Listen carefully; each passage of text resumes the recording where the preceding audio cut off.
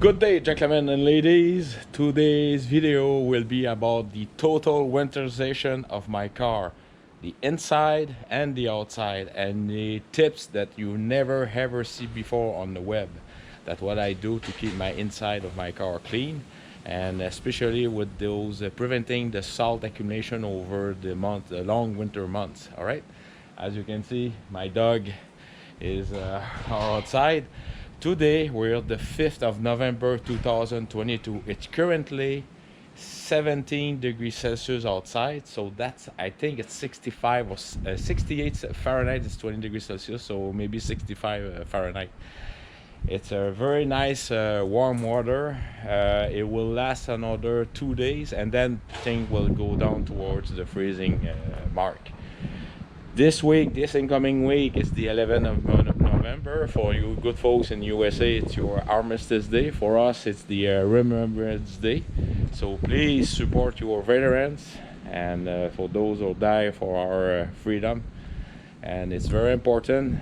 And yes, let's support our troops. Now, on that. So I'm gonna move things around. Oh, it's windy, and I'm gonna move the tractor outside, make some place, get the winter tire out of my outside storage, and we'll do that. All right. So thank you again for my for my cooking video, support for my cooking video. But yeah. All right. So let's do that. Cheers. Just the next incoming video will be a lot about the oil change maintenance. So I have my Rotella 040 T6 synthetic oil with the Mahindra oil filter. So I will have an incoming oil winterization of about my tractor, putting the nice snowblower. So that will be a couple of weekends from now. I've got also my John Deere all equipment for the for my John Deere oil change air filter winterization with the nice the thing that Luke bought for me for the oil removal, so it's not gonna end up with a oil bath. And of course, I've got the everything here for the cabin air filter. No, that's the engine air filter, oil filter. And also the oil, synthetic oil, it's Castrol. So let's do that. All right, cheers. All right, folks, so starting from the back towards the front, I'm starting with the trunk. Now inside the trunk, you remove everything, you vacuum it very well, because you never know what will happen during the winter time, during the summer, like critter made a nest in there. I had one time, I think it was last year, it was full of water. Why? Because the rubber seal here was out and all the water was coming up. So I was carrying almost water in there for a long, I think it was 2 months. All right, so if you think also then your spare tire, like you have a flat tire during summer, well, think about that. It does happen during winter time. Ask me why. Because I was punching 45,000 kilometers per year. And yes, I did end up once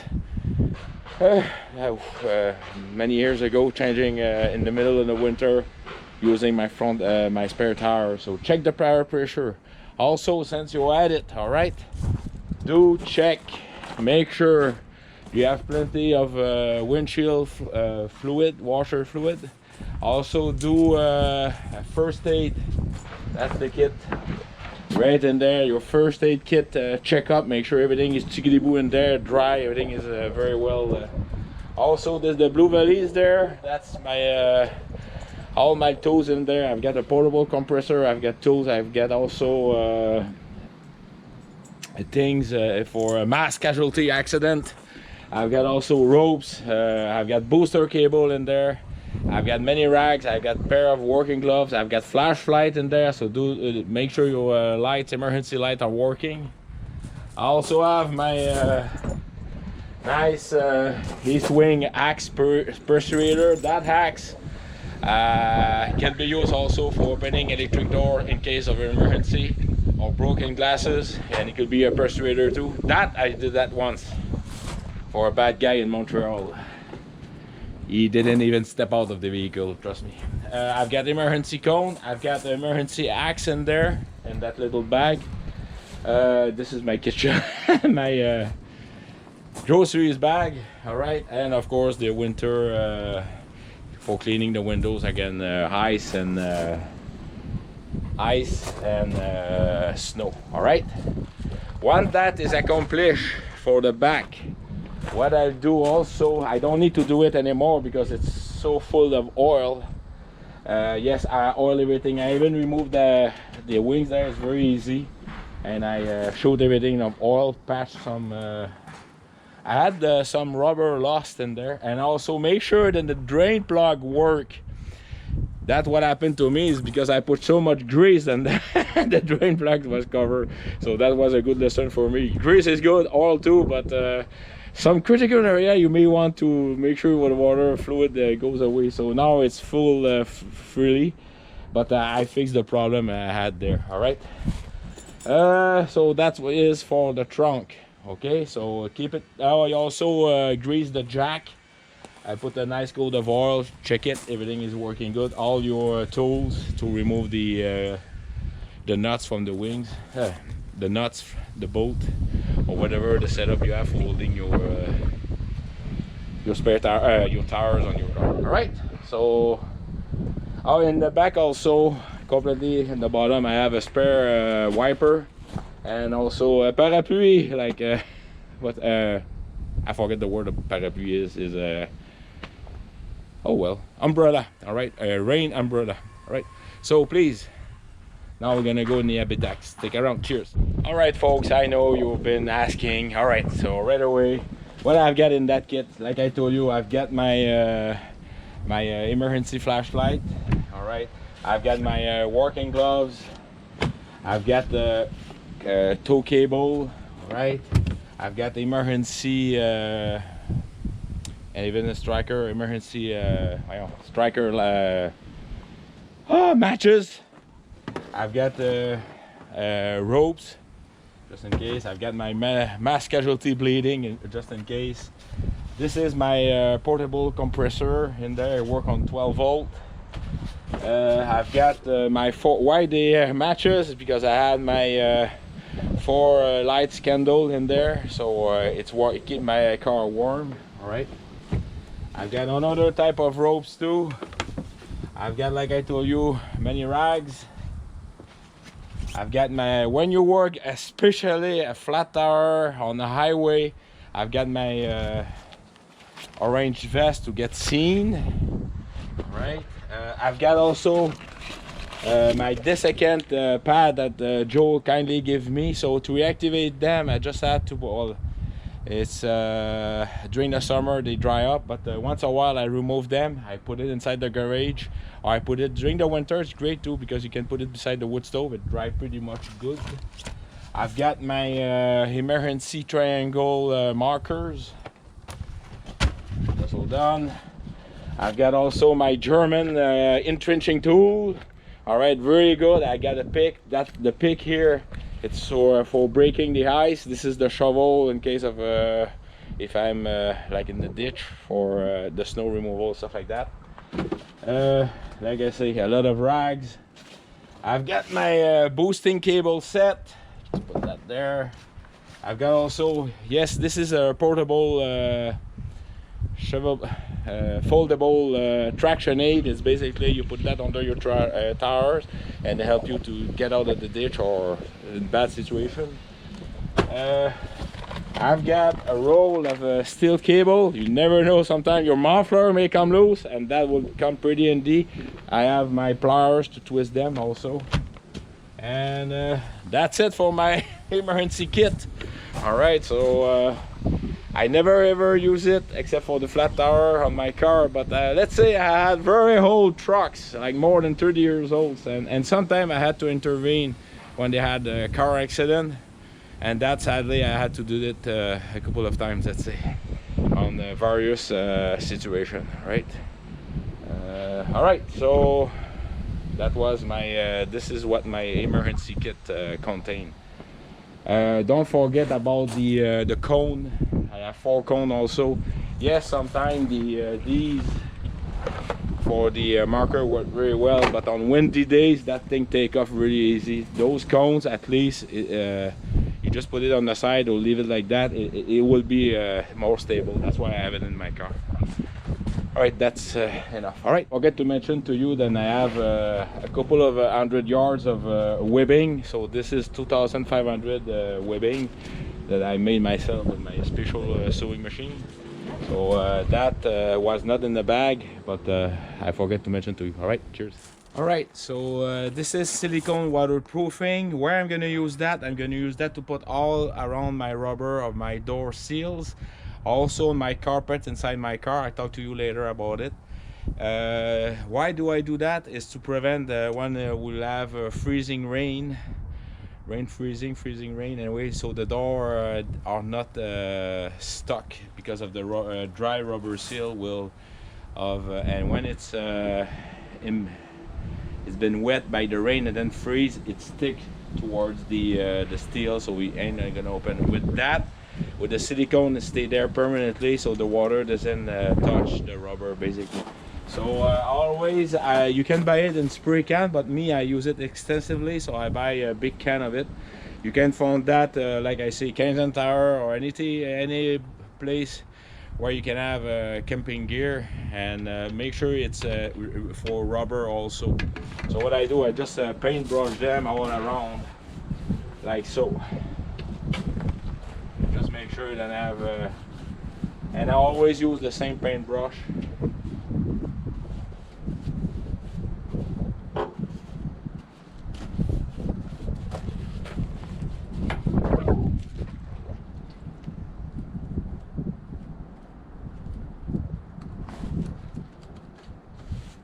And I put especially for the trunk all around in here, and here all around on the steel, so it doesn't stick. But I don't recommend you to do that for your door, because your clothing sometimes it attract the dirt, and the trunk is very important. I can have access from inside my car, the seat, but the trunk, I don't remember. Just do the rubber seal, and you'll be, let's say, in good business of doing that. All right. So, like I told you, tricks you never heard before on YouTube. Grease your with silicone your door seal. All right, and also protect your carpet with this. More trick coming up. Cheers. Once that is accomplished, I forget to mention your trunk. All the latches mechanism from here and also there, and all the hinges and there, just put a nice coat of SE 30 oil. All right, so everything is lubricated, especially for the cable attachment. Also the little actuator, hand actuator beside your seat, right in there. Oil it also. I will talk to you later about it. Oil is non-detergent SAE 30. That's the oil I use for lubricating. If you have a W with or soap in it, it's not good. It's gonna wash up when the rain. This will stick against the rain and also help lubricate. All right, so this is the oil you need to use, and I have many of it. I even use it for undercoating my car, which I will do on this video if weather permitting, because oh boy, I don't, just kidding. All right, cheers. I don't know, it's hard to see, but everything attaching your seat, like your bolt mounted seat attachment bolt. Anyway, what is your seat is attached on the floor, bolted. Please oil them all around that bolt. Even if you have a rubber, just put plenty of oil on both of them, and also around the latch attachment. These are exposed to salt, rain and everything, and there's nothing pissed me off more than to see a rusted seat mount. The reason why, well, your life depends on it. Often the seat mechanism is directly attached. The buckle there, completely here, I don't know if you can see it. It's attached on the seat itself, so if it's rusted, in case of accident, you may take off. All right, so make sure The front one and the rear one. The rear one more often is protected with a plastic cover, but I do want oil it, and you only oil it, that's it, once a year. That's no more. And then you just and I never dirty my clothes because the way the seat are designed. All right, so oil. Also oiling, make sure you oil all your door attachment. All right, do plenty of oil, because again those are very exposed to road dirt and also various debris coming up. They're also the different temperature from the cold outside environment to the heat coming from the habitat. So make sure then you oil them. The door mechanism here, the attachment, just put a drop of oil in there. All right, it doesn't hurt at all. And also during my I've got holes, then I shoot oil inside the door. So this is the one I remove, and then I just oil it generously. I clean everything in here, make sure that it's very oil, and also the door mechanism for the rear door. All right, stick around. I forget to mention for the child rear lock mechanism. If you have a 4-door car or truck, make sure you do oil them also, because they have a tendency to lock themselves. So just a little bit of oil on both sides, and that way you're in business. All right, so also I forget to mention all around the hinges and there, which both just a drop of oil all around, so the oil will penetrate and go between the steel metal part and the steel sheet of your car body. All right, now I realize it's tough to show, but inside under in here there's the air filter for the cockpit in there. So to have access, what you need to do is simply remove the glove box. It's very easy to remove. You just disconnect the little truck absorber, which is located in here. That it's really tough, but it's meant for having a smooth opening like this. All right, the right way, god damn it. All right, like this. All right, once that is removed, under here there's this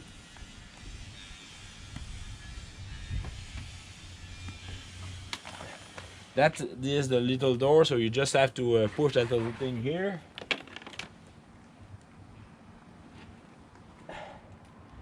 and as you can see, this is all the stuff that I have during the summer accumulated in there. This I rarely change it. I change it maybe once every 3 years because it's very expensive. So just look at it, what I do with it. So first of all, I just vacuum it first.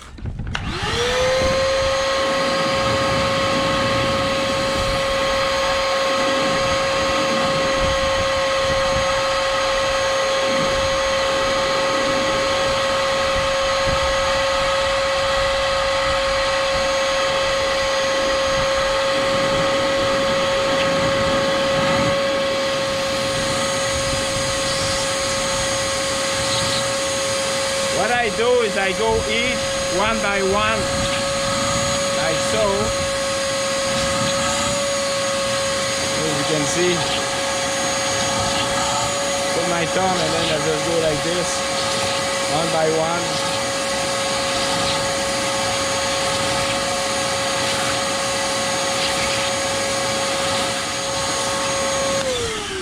All right, so as you can see, I go by one, and so none of them are filled with stuff, and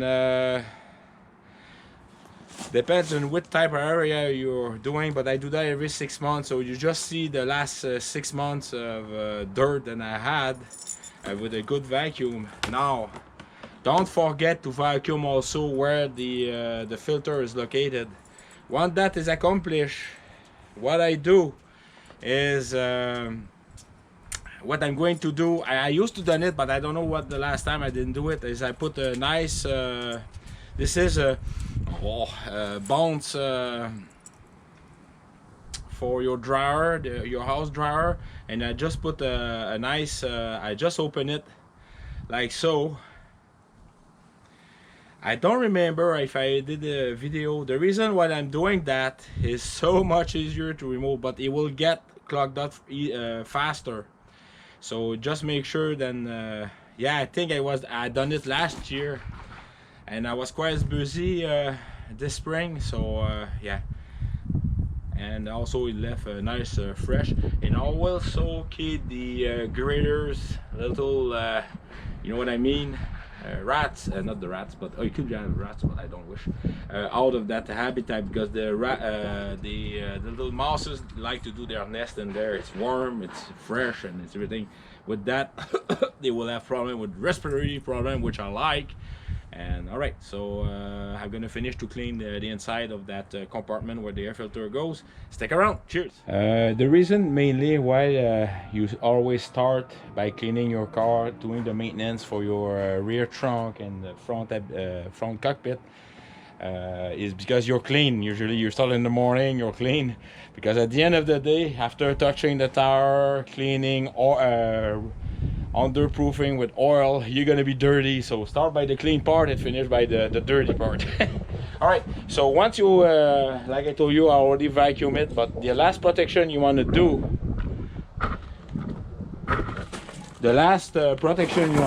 is putting again silicone on your carpet, because of course your feet is always full of wet stuff, snow and salt and stuff like that. So same silicone, I just go and I put a nice coat of directly on the carpet like this, and that's what I do, especially on the first access of the door here area, because it's all gonna be raining, and the water will float, ain't gonna go inside the carpet, and all the white stuff will be easier to remove.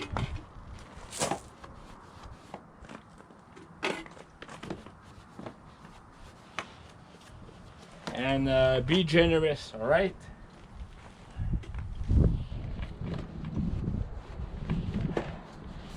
Now, of course, you put your winter carpet, but humidity would build up between the carpet and the floor, even. And always make one trick also during the winter time. Pay attention.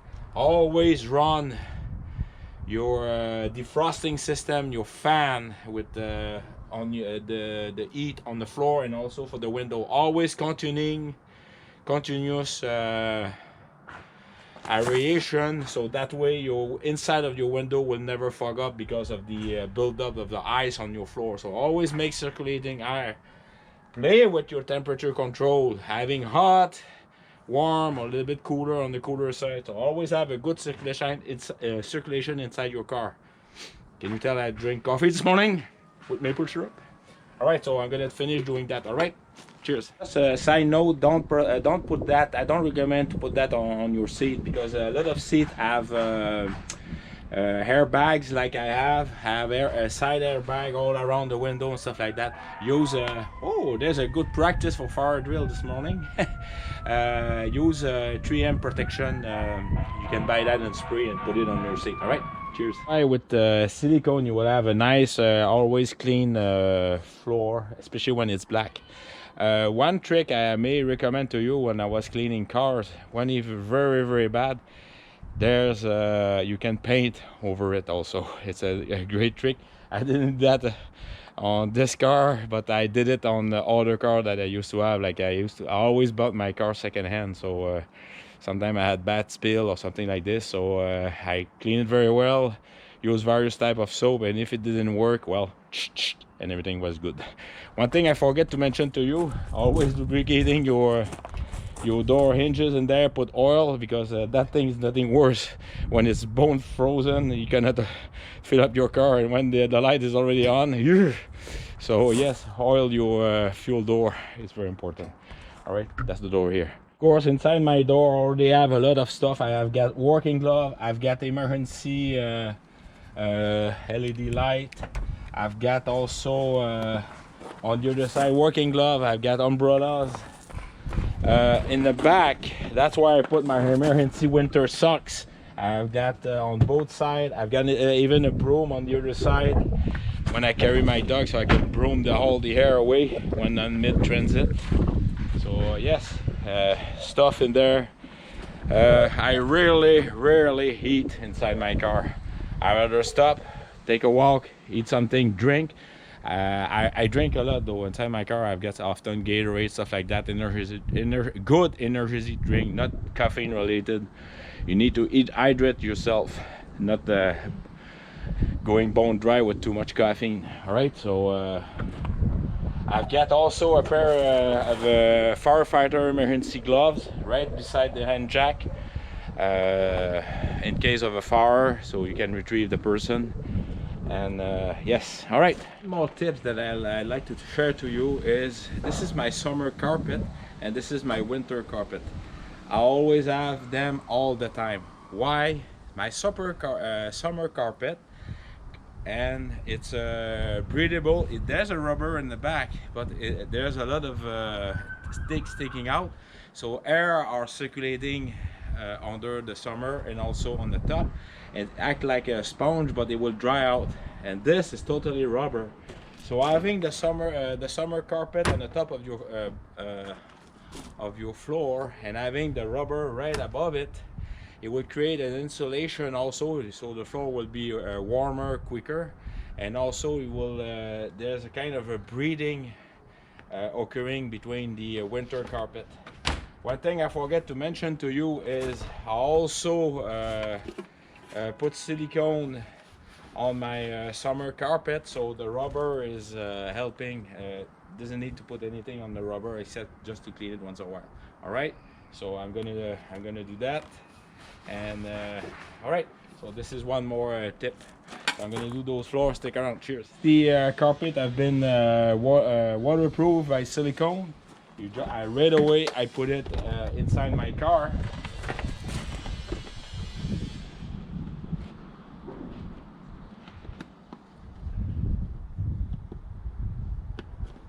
Don't forget to use the latches for the summer carpet, because with silicone it gets slippery.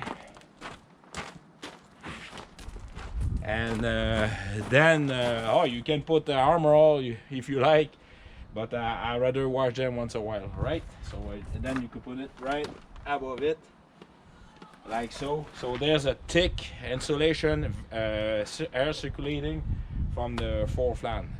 From the you select the defrosting and also the floor always, so heat go under the seat also to circulate the back of the car. All right, it's called heat circulation management, same as your house basically. So you want it dry, you want it good air circulation. So yes. All right, for the habitat, of course I don't need to tell you, you need to wash your windows and stuff like that, dust off all the air entry, so the defrosting will occur. Make sure to rubberize also your windows seal with the rubber. Just so done. Stick around. You just drop your door seal, and then with the silicone you just put a nice coat like this all around.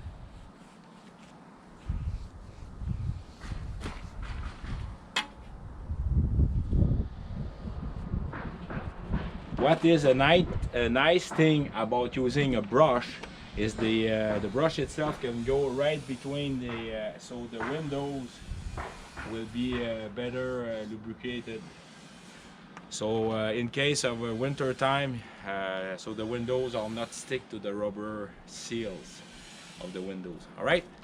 I don't recommend to lift the windows yet. Just wait until it dries, because you don't want to have any marks on the window itself. So I'm gonna do that, all the 4 windows. All right. New Toyota, don't forget to put silicone also for your on the door itself, but also the inside of the rubber seals. All right, with silicone.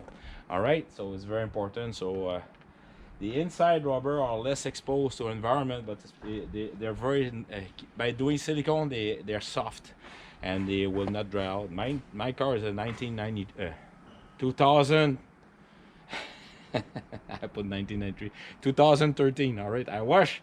Nah, I don't want to go back. All right, so yes, my car is a Toyota Corolla 2013. All right. Cheers.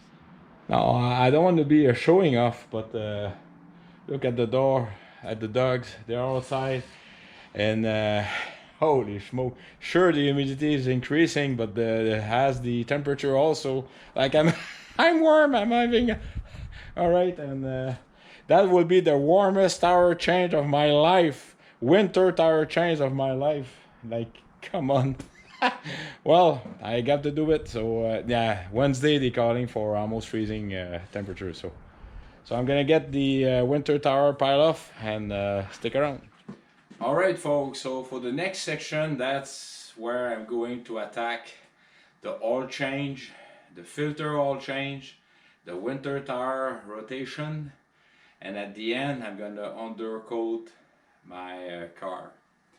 Now, before jacking up my car and doing the front oil change, the filter change, and also the front tire rotation, and maybe some undercoating, um, what I suggest to you is break the torque on your lug nuts for or your nuts or your bolts for your tower. So I use air gun, but sometimes like holy smoke, I use air gun and then after I torque it. But yeah, once a while before you jack it up, break the torque. Don't make it loose. Just do like cluck, break the torque, and that's what I'm gonna do right now. All right. Hooey! There we go.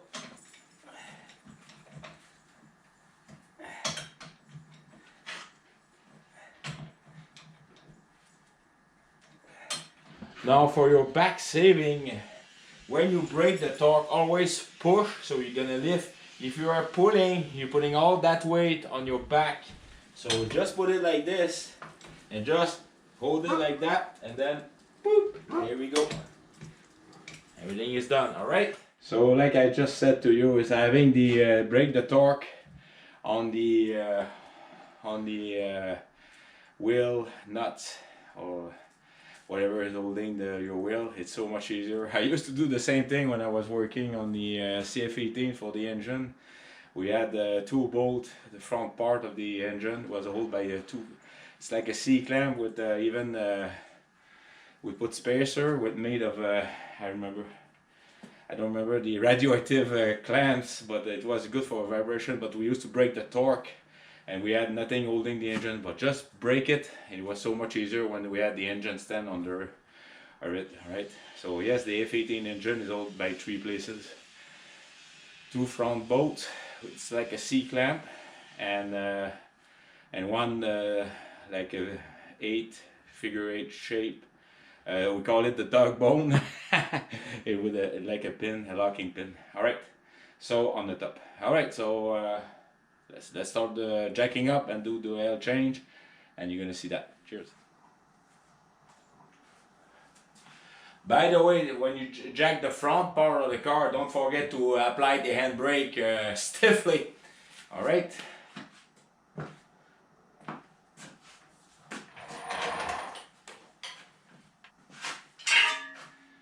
Never ever go under a car without the safety jacks. Stand.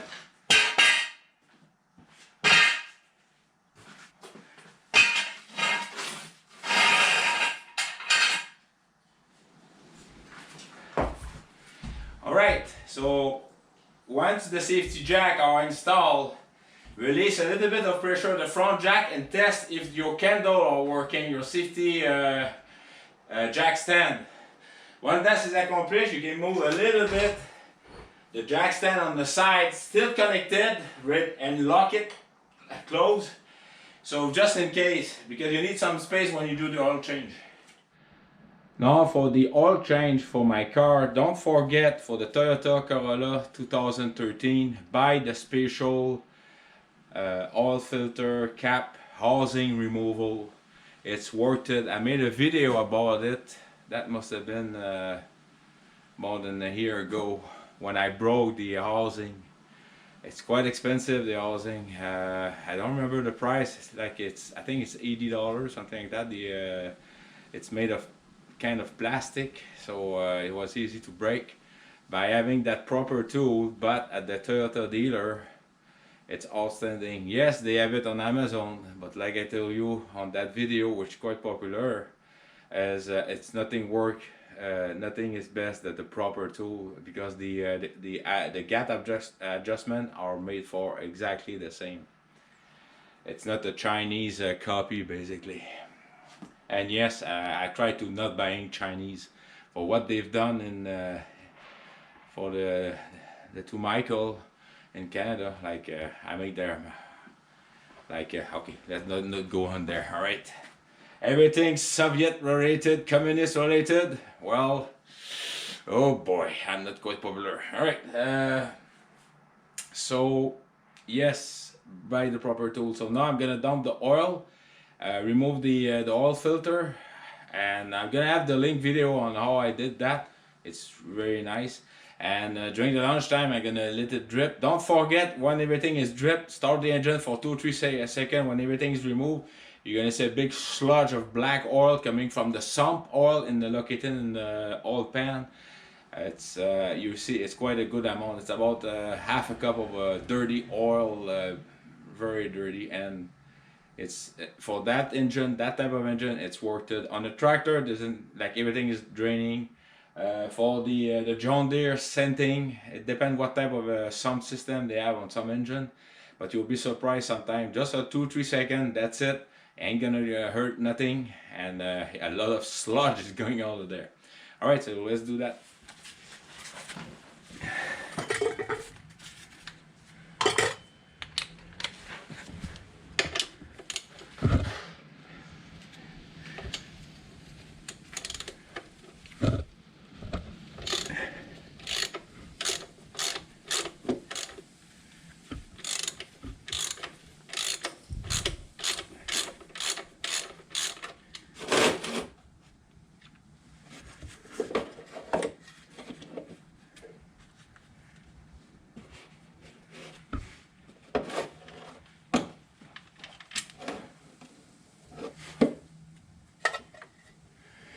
All right, so the oil is dropping. I hope you see that. Now I'm gonna take care of the.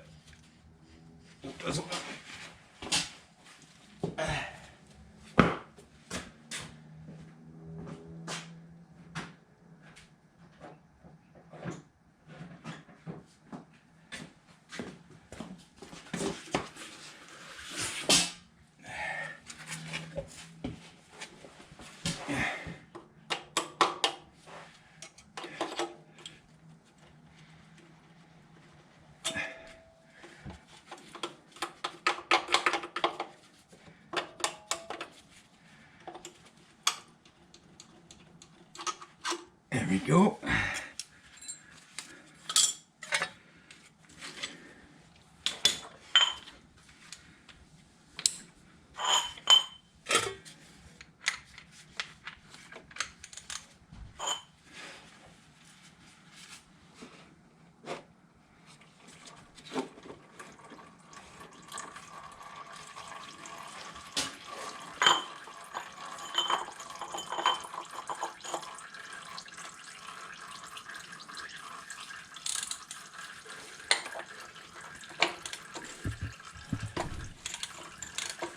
Lovely.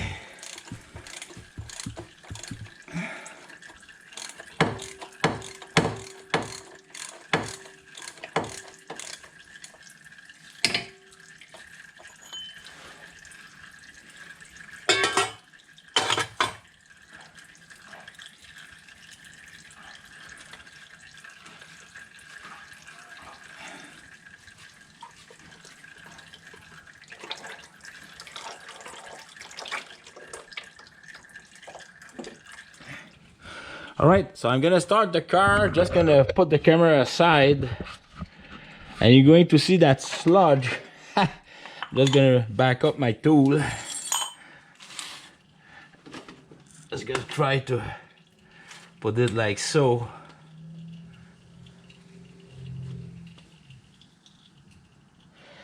And look right there, I'm gonna start the car, you're gonna see a big sludge coming out of there.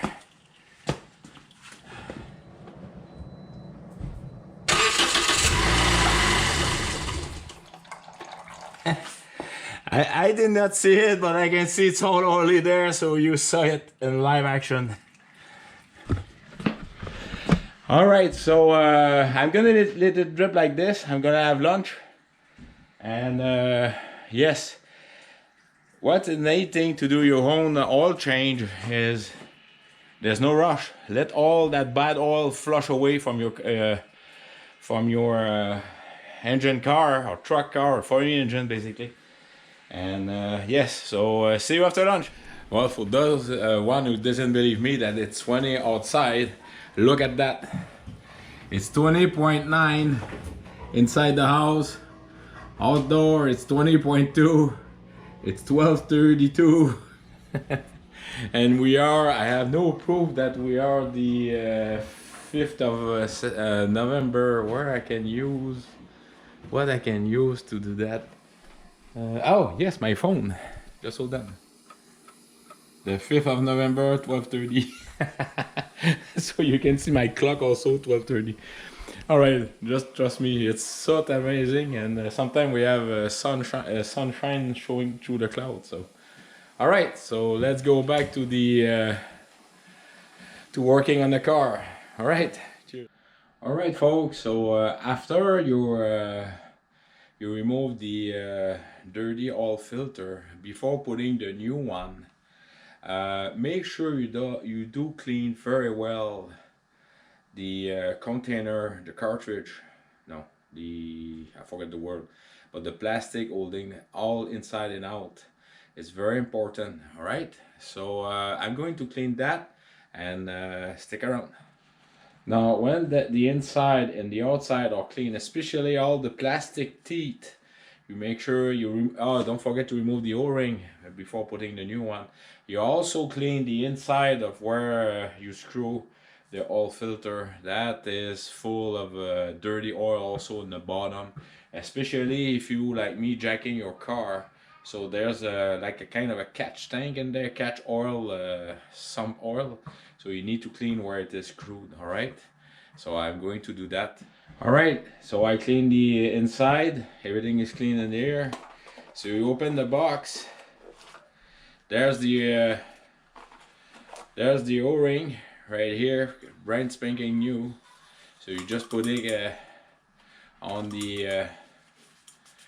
here, and I'm gonna put a little bit oil all around just before screwing it, and then very delicately you going to put the oil filter like this right in there, nice and snug. And you can use all sort of oil filter, you can buy it. This one is from Mobile One. It's extended Mobile One right here, extended performance for synthetic, high capacity for synthetic oil. So it's right there. I don't have my glasses, but that's what I know by heart. All right, so I'm gonna install that. All right, so make sure you install the clip in here. That's a safety clip, so if by ever miracle that thing unscrew, it will stop it by the lips there, because it will go like this toward, and the lip in here will go. I don't want to drop the camera in the oil pan. And you put of course, nice and snug, nice and tight, the bolt. All right, and since you are there, but you look if you have any sign of corrosion, like you say, I'm pretty much on crazy about this. I put the undercoat this spring, and trust me, everything is pretty much all in there. You remember my bumper. And yes, everything is good. So on the front part, I don't think I will put oil. Yeah, so what I'm going to do is just remove the oil pan and start to change the front tire. All right, so I'm gonna remove the two front tires. But right after that, I'm gonna undercoat some part of the which is still exposed, metal exposed.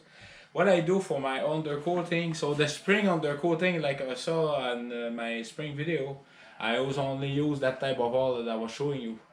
However, on a fowl, I do a mix of oil and grease.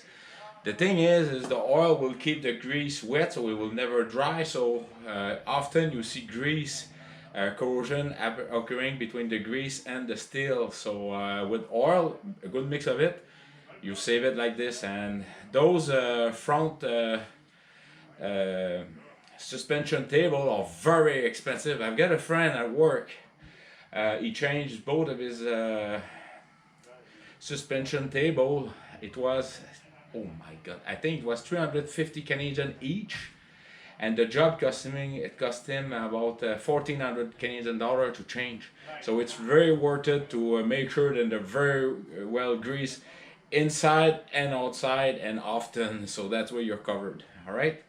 So this is my old antique stove that I use for heating, combining those oil, and I already have set up for my shooting gun and my undercoating air gun. And yes, I'm gonna start it. While I'm doing it, it will heat up. You don't want it too hot because you're gonna burn yourself. Just have a good mix between those two. All right. So take care of yourself. Cheers. One thing I completely forgot to tell you is I don't use mainly the synthetic oil. As you see here, I put also half of used hydraulic oil. So I'm gonna do that. All right. Cheers. So the stove is turned out with the mix of 1/3 SC30 oil with 2/3 of hydraulic oil and a bit of grease, and on slow cooking for the outstanding undercoating product that I put under my car. Now in the meantime, what I'm going to do is just remove the bolt on. All right.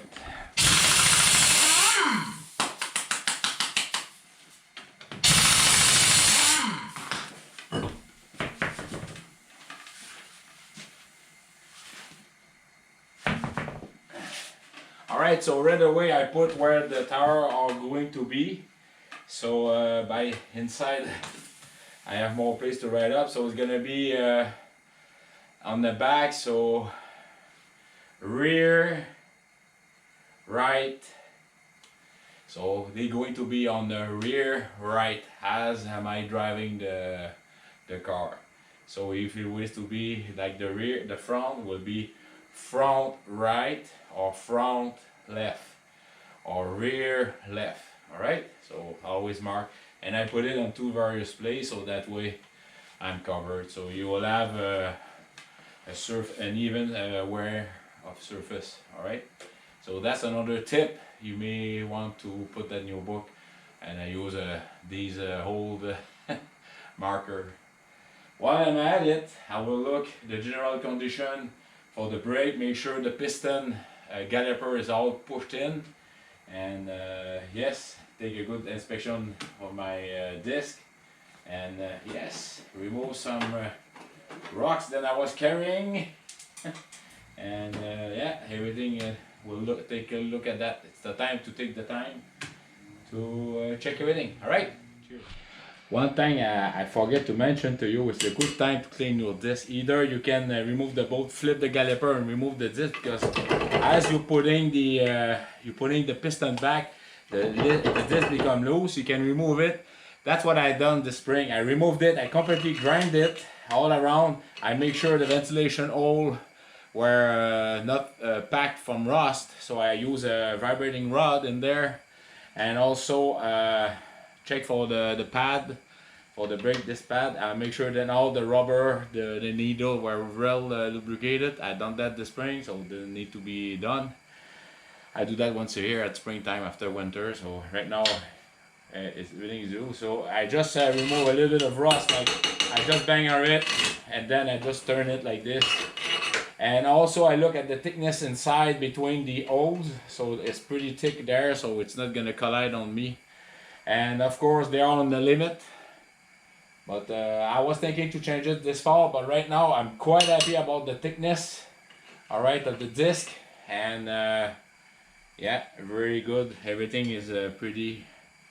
Now I just have to grease the suspension rod, link the right wheel to the left wheel together, the suspension. So and after that I'm gonna re-put back the the tire. All right. Cheers. One thing as I do also, and I had a lot of argument with various folks, is I grease my lug nuts because especially during the winter time, like I said, a flat tire does occur during in the middle of a cold winter that we have. All right, and I'm gonna put a little bit of oil also. So all right. Cheers. All right, when you have the boiling hot oil, you have to be very cautious, okay? So first of all, you close the open flame, all right? And then make sure you have a good clear area, and gently, you just put the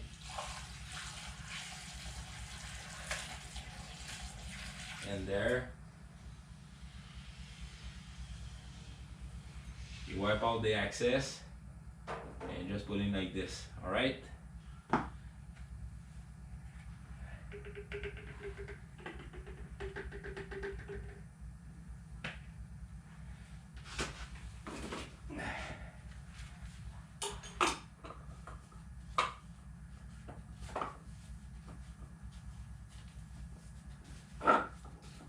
Alright, so that's how I have my hot boiling grease oil, and I'm just gonna put a little bit, just stick around. I'm gonna put the camera away like so, and basically just shoot the suspension table on both sides. Alright, there.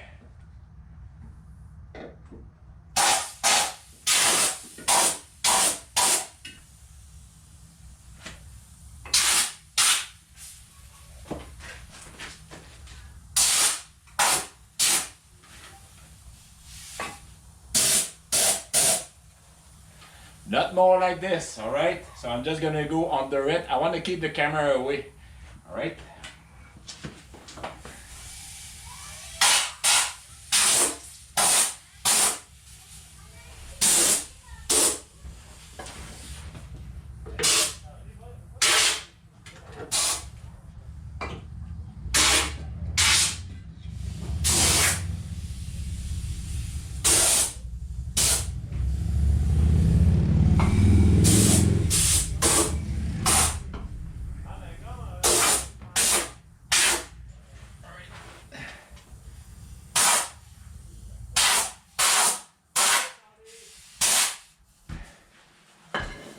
And of course, you make sure that you are in well ventilated area, because it's very hot oil and grease and hydraulic oil, so it's steam hot, so it's thick and also evaporate better.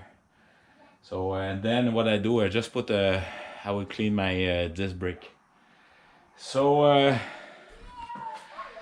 stick around, because I didn't show you, I'm gonna change my air filters. And also, hey, the kids are having fun in the back. So stick around, right? Cheers. All right, so I did the front part of the car, and I put the two wheels there. I undercoated all the car under from the front under here. So everything is installed. Now I'm gonna drop the car, and after that I'm gonna put the oil and change the air filter. So stick around, I'm going to show you that, right? So before removing and moving thing around, I'm just going to blow some air, because I have a lot of various dust over there. So stick around.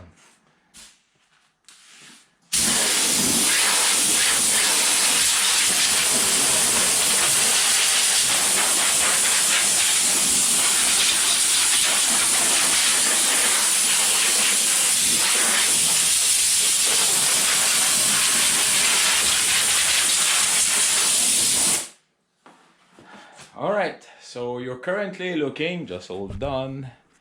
You're currently looking at an engine and it was never been washed. It was greased many times, oil also. When I bought that car, and that's another tip, when I bought that car, I had the knocking sensor turned on. So as soon as the knocking sensor, which is located right under the air intake, it's basically telling the computer when the top crankshaft, the camshaft is telling where the position piston are and everything. And I had the signal of that. And I spent two dealers basically $50 each. They tell me, oh, you changed the knock sensor. Well, I had a big doubt and I was not too confident about myself. I had going through a rough time, let's say. So I chose another guy who made the knocking sensor. I help him. And when I put the whole knocking sensor with my home meter, geez, that thing is working good. So each time the knocking sensor, it was staying on for 2 or 3 days, but it come about maybe 10 times during the whole year. The first 2 years I had the car. Then the third year, I just lived with it. So I had no cruise control, no accelerator access with the anti-skid front wheel, stuff like that. So, but one thing, all these years until last year when I was here, then click, every time that knocking sensor the light was on, and I had faulty check engine, stuff like that, it was raining, and sometime big weather change. Oh, ding! Something, we have a wire exposed or a connection exposed. Then if one contact with humidity, it create a short because water is a great conductor. So I start to look around. So I look everywhere on the wheel well. I look under the car if it was something seat related. I don't know. I look everywhere until I had two exposed wire. The first one was here from the air conditioning. And the computer of the car, of the engine, is right here. The front and the rear, they didn't have any cover whatsoever. I was able to see the cannon plug on both of them, all the wire from the top. Like the wire crimped, the pin going inside. I was able to see it from the top there. Ah! So what did I have done?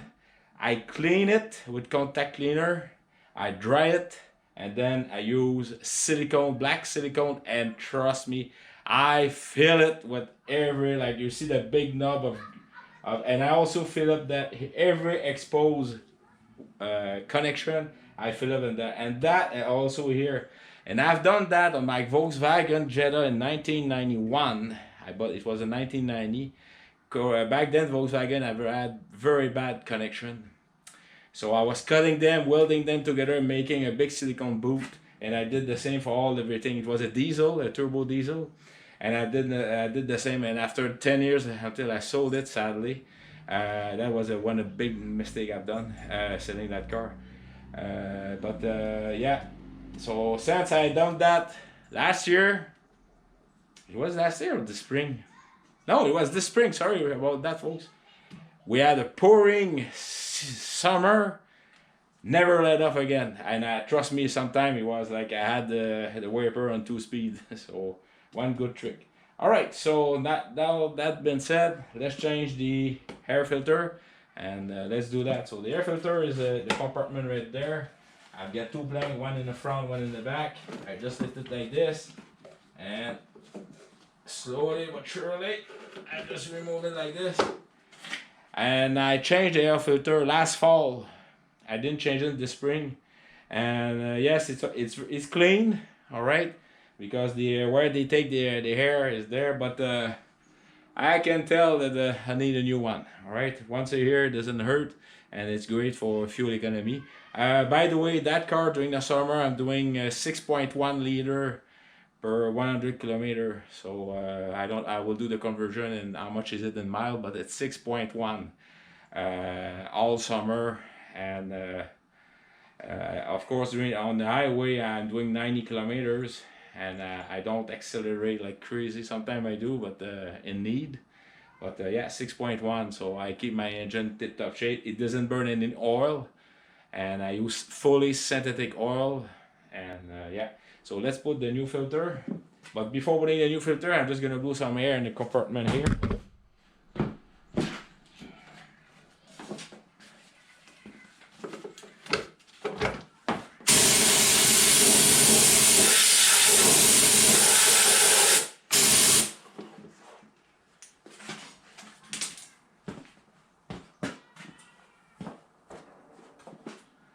I use frame guard. It's made. It's sold at Canadian Tower. So I'm just gonna put it the same way, and yeah, that's it. Like that.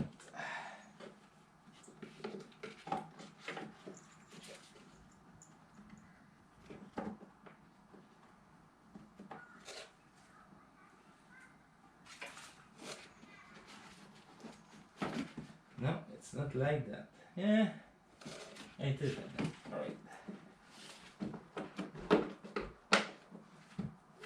All right.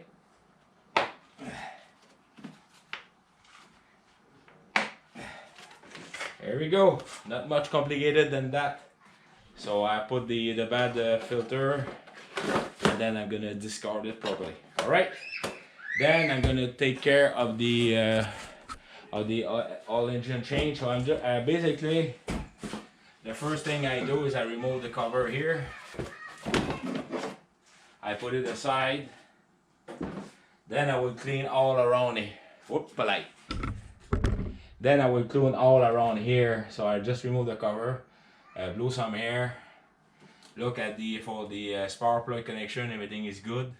The main reason why you want to clean all around is you don't want to have any type of dirt when you remove the oil filling cap inside the engine.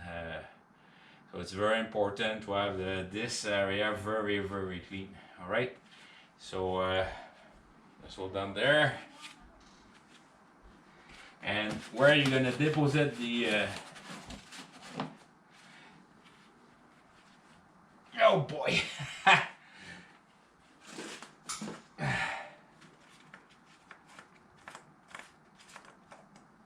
There we go, like this.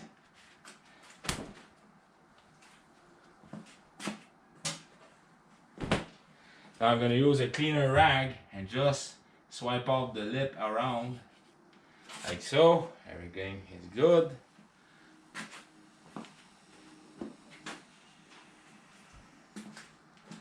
Now the funnel you're going to use, make sure it's also cleaned very well. You don't want any sand in there. It's very important. Just all done. Blowing some hair away. All right. Voila.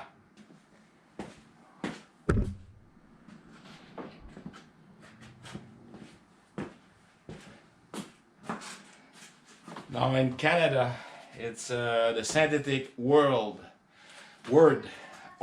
synthetic oil is very controlled. Castrol lost a big case many years about claiming something synthetic oil. It was not synthetic oil, it was synthetic blend. So in Canada we have mineral oil, like normal oil. You have synthetic oil and synthetic blend, so a mix of those two. But Castrol lost a big case saying it was synthetic. Fully synthetic is the same. It's synthetic oil. Blend synthetic oil, that's a mix. All right. It was in Canada. That's what it is. I don't know in the States or the world, in part of the world. However, Castrol make outstanding oil. For diesel, I'm sold about the T6 Shell Rotella oil. I'm sold about that oil so much. But for a gas engine, for me, oh, Mobile does also a good oil. Any type of synthetic oil is good, but Rotella have a higher anti-friction wear for diesel engine.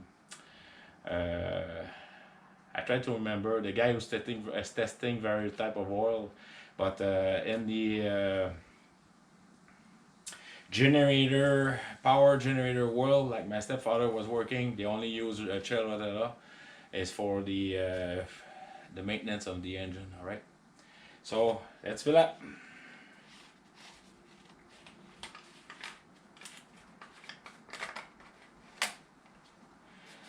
Having an oil with a nice aluminum cap, it's telling you then it's very good oil. So I'm gonna use a proper screwdriver to open it.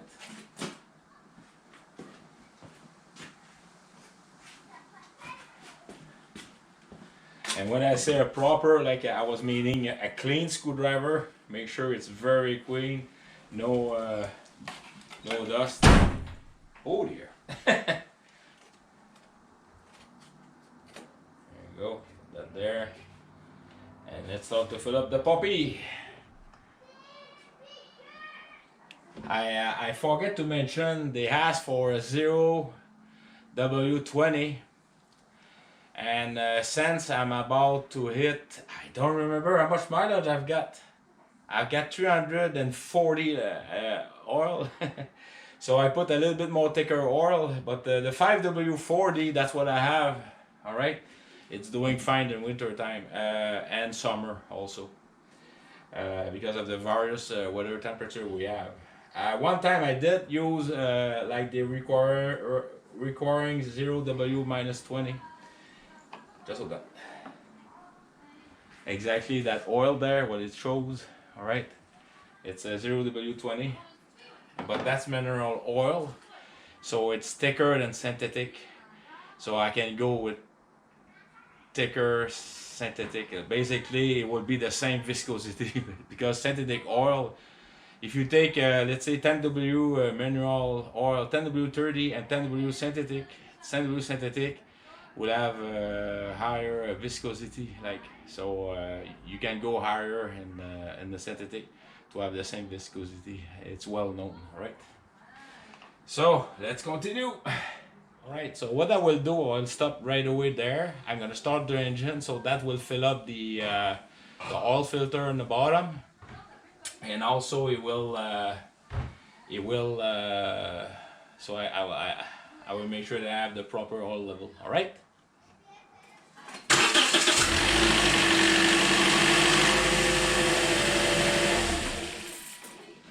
Alright, so starting your engine also, you can do the leak check under your car if everything is chickadee-boo, no leaks, and then I will check my oil level. Alright, so I've got no oil, so let's fill it again.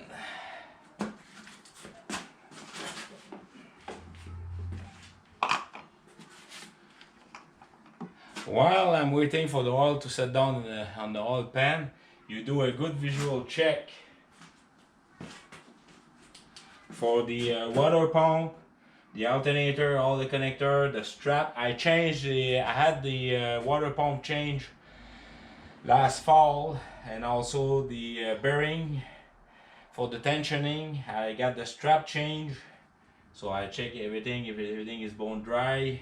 Yes. I do a good visuals inspection all around. I check also my fluid level for my cooling, engine cooling. I check also for the brake.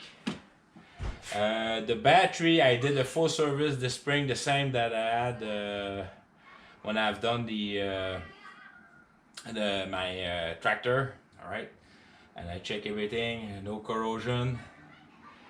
I look all around, I clean. And I just air blowing, and sometimes I put oil, but I never ever wash my engine. It's very bad. All the electrical connection will be exposed to that soapy water pressure, like oof, you're asking for trouble basically. All right, so the oil must be down now. Whoop, a little bit more, and that should be it. There we go. So that would be plenty. And about I rather have a little bit less than like a 1/4 of a pint or 1/4 of a liter than having too much and I have to drain the excess oil. So in about a week from now, I will check it. All right. So let's put the cap back on.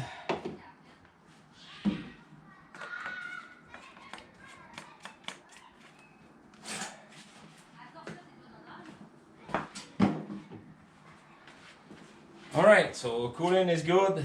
Here I'm gonna open the radiator, but once a while I open it, everything is good. So the engine compartment, it's good. Now I'm just gonna put, also here, I didn't put the silicone because I have a good plastic cover over it and it's well protected. Other than that, all the for the sequence for the hair going inside for the piston, everything is good. So let's put that back.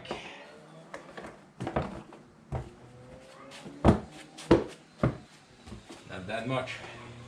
Now let's do the last check. Right on the mark, so I'm happy. So I probably had a little too much, like maybe 1/8, but that's not bad. Alright, so let's switch the car and do the rear tires. Cheers. Alright. So I'm not gonna show you the back tire. I'll show you all my tips and tricks. It was mainly inside and about taking care with the silicone, stuff like that. The oil change, the front tire, the oil undercoating my car with the proper oil, mix of oil without soap and hydraulic oil and also grease. Yeah, so let's keep it's gonna be a long video, but it's very important. Many tips during the video for all cars owner and also for Corolla owners, Toyota. Those are great car. It's not an attractive car, but trust me, with the price of fuel, my 6.1 liter per week, performance on fuel economy, I really like it because I had to do it right now. I have many of my friends, they all have trucks and holy smoke. Yeah.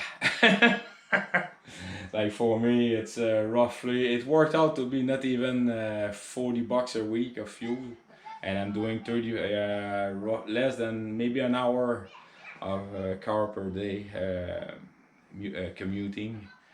But some of them, they're only doing 40 minutes, maybe half an hour, and they're paying like $100, $200 per week. So and it was not big trucks, all 1,500 trucks. So yeah, so I use my car for what I always bought mean of transportation that I need. I already bought a trailer and connected to my car. So my trailer it doesn't cost me too much on maintenance except paint and grease, and I can load a lot of stuff in there you won't believe, and it's easy to fix if I broke it, the lower ground also. Like the first ever trucks, the bed was very low, you were able to touch the bed. Now it's so high, I mean, come on. Alright, so enough yapping and talking and stuff like that. Again, thank you very kindly for all your outstanding support. As you can see in the back, my two dogs are outstanding. It's almost 5 o'clock, 1700 hours. At the end of the day, they stay there on the balcony. Sometimes they had to go in the back, but outstanding puppy dog. One thing I forget to mention to you is, as my real closing video is when you do under coating, remove all the loose material that you have stuck stick under your car. So I have a lot of loose earth or salt or whatever there, and it was quite a lot of it on the floor. So as you can see, I'm finished. My car is all the way in the back, ready for winter. So I'm very happy. So that was a very nice maintenance day on my Toyota Corolla 2013. Hey, I got it right here. Woohoo! All right. All right, so please take care of yourself. Cheers.